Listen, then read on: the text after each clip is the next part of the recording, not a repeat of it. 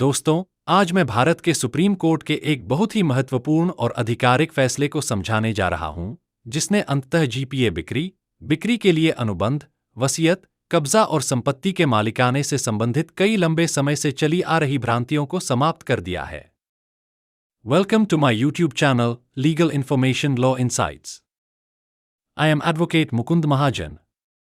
मामले के पक्षकार अपीलकर्ता रमेश चंद अब निधन हो चुके हैं, कानूनी प्रतिनिधियों के माध्यम से प्रस्तुत। प्रतिवादी सुरेश चंद और अन्य। दोनों पक्ष असली भाई हैं और विवाद उनके पिता की पैतृक संपत्ति से संबंधित है। यह सुप्रीम कोर्ट का निर्णय संपत्ति खरीददारों, विक्रेताओं, कानूनी वारिसों, वकीलों और मुकदमेबाजों के लिए अत्यंत महत्वपूर्ण है। कोर्ट, मामला संख्या, बेंच और निर्णय की तिथि विवरण बॉक्स में नीचे दी गई है। मामले की पृष्ठभूमि। संबंधित संपत्ति दिल्ली के अंबेडकर बस्ती में स्थित एक आवासीय मकान है, जो मूल रूप से दिवंगत श्री कुंदन लाल की थी, जो दोनों पक्षों के पिता थे। प्रतिवादी का दावा। प्रतिवादी सुरेश चंद ने दावा किया कि 16 मई 1996 को उनके पिता ने उनके पक्ष में निम्नलिखित दस्तावेज बनाए। General power of attorney, GPA, बिक्री के लिए अनुबंध, अग्रीमेंट टू सेल, शपथ पत्र, एफिडेविट, प्राप्ति पत्र जिसमें भुगतान की पुष्टि है, रिसीप्ट एक्नॉलेजिंग कंसिडरेशन, एक पंजीकृत वसीयत, रजिस्टर्ड विल। इन दस्तावेजों के आधार पर प्रतिवादी ने दावा किया कि वे संपत्ति के पूर्ण मालिक बन गए। अपीलकर्ता की स्थिति। अपीलकर्ता रमेश चंद ने इस दावे को अस्वीकार किया और तर्क दिया कि कभी भी वैध बिक्री विलेख, सेल डीड, नहीं बनाया गया। जिन दस्तावेजों पर निर्भर किया गया, वे मालिकाना हक नहीं देते। वसीयत संदिग्ध और प्रमाणित नहीं थी। पिता के निधन के बाद संपत्ति सभी कानूनी वारिसों में विभाजित हो गई। यह विवाद निचली अदालत से उच्च न्यायालय तक और अंततः भारत के सुप्रीम कोर्ट तक पहुंचा। पक्षकारों के तर्क। प्रतिवादी सुरेश चंद के तर्क। एक जीपीए और एग्रीमेंट टू सेल से पिता की संपत्ति हस्तांतरण की मंशा स्पष्ट होती है। 2 मूल्य का भुगतान हुआ और कब्जा दिया गया। 3 ट्रांसफर ऑफ प्रॉपर्टी एक्ट की धारा 53 के अंतर्गत संरक्षण। 4 पंजीकृत वसीयत से स्वामित्व सिद्ध होता है। अपीलकर्ता रमेश चंद के तर्क। 1 बिना रजिस्टर्ड सेल डीड के कोई स्वामित्व नहीं। 2 जीपीए और एग्रीमेंट टू सेल केवल कॉन्ट्रैक्चुअल अधिकार देते हैं, स्वामित्व नहीं। 3 प्रतिवादी कभी भी वैध कब्जे में नहीं था। 4 कब्जे के बिना धारा 53 लागू नहीं होती। 5 वसीयत विधि अनुसार सिद्ध नहीं है। 6 पिता की मृत्यु के बाद उत्तराधिकार सभी वारिसों को खुलता है। सुप्रीम कोर्ट द्वारा तय किए गए मुद्दे। 1 क्या जीपीए, एग्रीमेंट टू सेल, शपथ पत्र, रसीद और वसीयत से संपत्ति का स्वामित्व स्थानांतरित हो सकता है? 2 क्या प्रतिवादी धारा 53 का लाभ ले सकता है?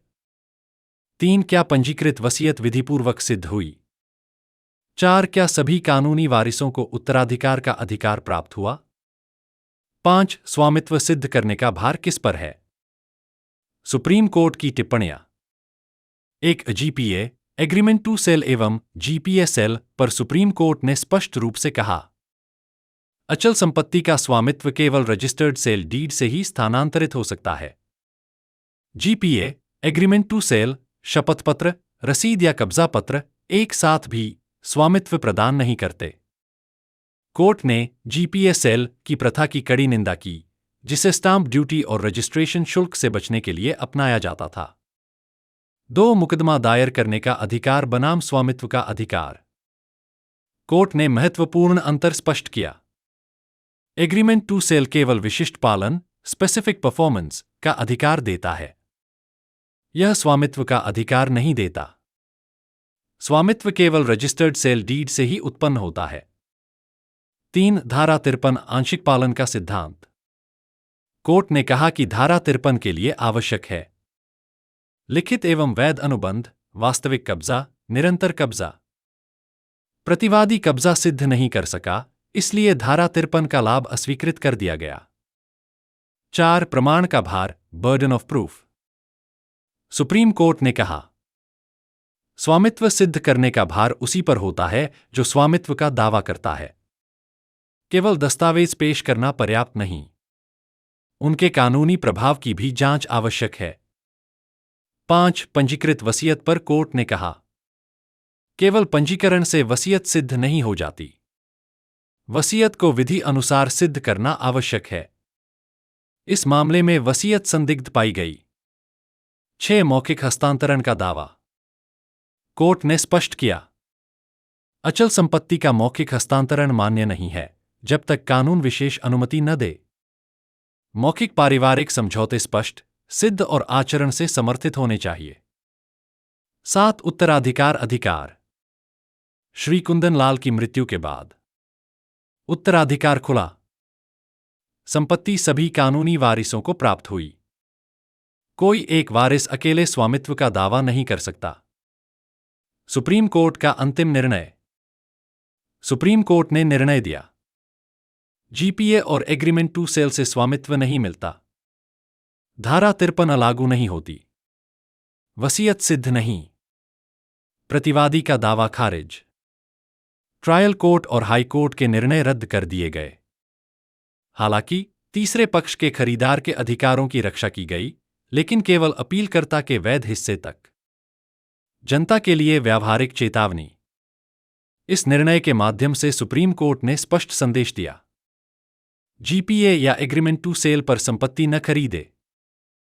हमेशा रजिस्टर्ड सेल डीड कराए। अनौपचारिक लेनदेन से वर्षों का मुकदमा और आर्थिक नुकसान हो सकता है। इस निर्णय का भविष्य में प्रभाव। 1. यह निर्णय संविधान के अनुच्छेद 141 के अंतर्गत बाध्यकारी मिसाल है। 2. सभी न्यायालयों को जीपीए आधारित दावों को अस्वीकार करना होगा। 3. कानूनी वारिसों के अधिकारों की मजबूत सुरक्षा। 4. संपत्ति लेनदेन में पारदर्शिता और वैधानिकता को बढ़ावा। समापन। यदि आपको यह जानकारी उपयोगी लगी तो कृपया लाइक, शेयर, सब्सक्राइब करें और बेल आइकन दबाएं ताकि आप समय पर और महत्वपूर्ण कानूनी वीडियो प्राप्त कर सकें। आपका समर्थन मेरे लिए बहुत मायने रखता है, इसलिए मैं विनम्रतापूर्वक आपसे अनुरोध करता हूं कि आप इस चैनल से जुड़े रहें। इस चैनल से जुड़कर आप विशेष कानूनी जानकारी और सदस्यता लाभ भी प्राप्त कर सकते हैं। यदि आप इस शैक्षिक प्रयास का समर्थन करना चाहते हैं तो YouTube वीडियो के नीचे थैंक्स विकल्प प्रदान करता है। कोई भी छोटा योगदान पूरी तरह स्वैच्छिक है और मुझे गुणवत्तापूर्ण कानूनी जागरूकता सामग्री बनाते रहने में मदद करता है। आपका बहुत बहुत धन्यवाद इस वीडियो को देखने के लिए। अगली वीडियो में फिर मिलेंगे। जय हिंद, जय भारत।